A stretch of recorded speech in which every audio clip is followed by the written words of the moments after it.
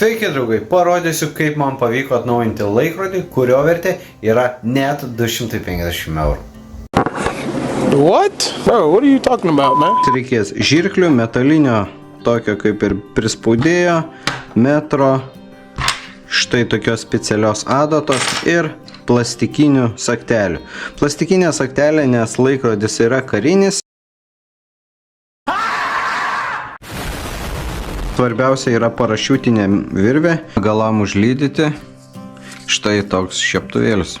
Parašiutinė virvė jau ant laikrodžio, štai taip atrodo, dabar dėsim saktelę ir matuosim pagal riešą. Na štai įsitvirtinau, pagaliau atmatavęs ilgį į stakles ir dabar bandysiu išpinti šitam laikrodžiui raštą.